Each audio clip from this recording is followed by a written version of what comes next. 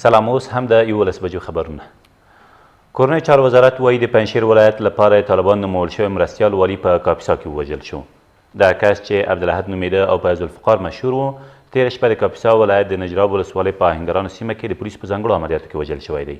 د کورنۍ چارو وزارت ویان زیاتوي په دې عملیاتو کې 15 نور طالبان هم وژل شوي او یو شمېر وسلې هم په عملیاتو کې د شاملو ځواکونو لاسته ورغلي دي. له دې سره سم 12 طالبان په لوګر کې په 2 جلا جلا هوایي او ځمکنیو عملیاتو کې ووژل شول. د لوګر د امنیه قمندانۍ ویان شاپور احمدزی زیاتوي دغه عملیات تېره شپه د پل علم ښار په الوزیو او د خوښۍ ولسوالۍ په دوبندي سیمو کې ترسره شوي دي. د نوموړي په وینا په دې پیښو کې یو سیمه ییز پولیس هم ټپي شوی دی. د هرات د زندهجان ولسوال شکرالله شاکر په یوه ماینچاودنه کې ووژل شو. د هرات سیمه ییز مسؤلین وایي نوموړی تېره ورځ له خپلې ورور او یوه ساتونکي سره یو ځای هغه مهال ووژل شو چې موټر په ځای پر ځای شوي ماین ور برابر شو. ویل کېږي په دې پیښه کې یو شمېر نور کسان هم ټپیان شوي دي. ولسمشر غني وایي تر څو چې افغان ځواکونه وي نو د افغانستان اسلامي جمهوریت به تلپاتې وي. ښاغلي غني تېره ورځ د هوایي ځواک قمندانۍ د سوق او ادارې له نوي مرکزه د لیدنې پر مهال د افغان ځواکونو مسؤلینو ته لارښوونه وکړه چې د سولې د خبرو تر پیلېدو پورې د دښمن پر ځپلو تمرکز وکړي.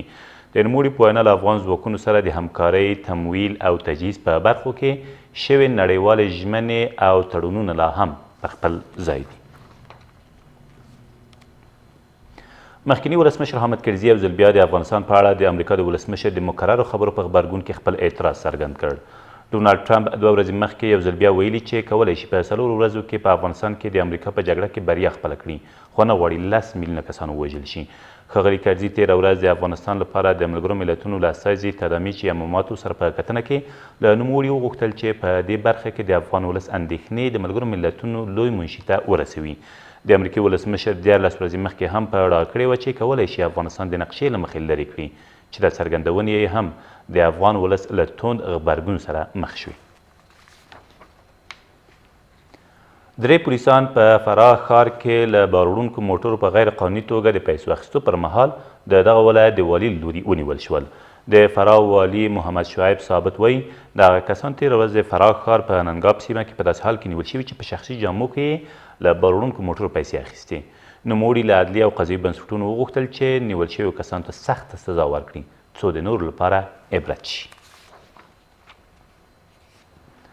او د افغانستان او نړۍ د آزادو مبارزاتو اتل نصرت حق پرست خپل برازیلي سیال د UFC د نړۍ د آزادو مبارزاتو په یو معتبر سازمان کې مات کړ. ښاغلي حق پرست خپل برازیلي سیال ژاکویم سیلوای تېره شپه په 2یم پړاو سیالیو کې له مخې لرې او د سیالۍ اتل شو. دغه لوبه د امریکا د نیویارک ښار په پروډینشل سنټر لوبغالي کې ترسره شوې ده.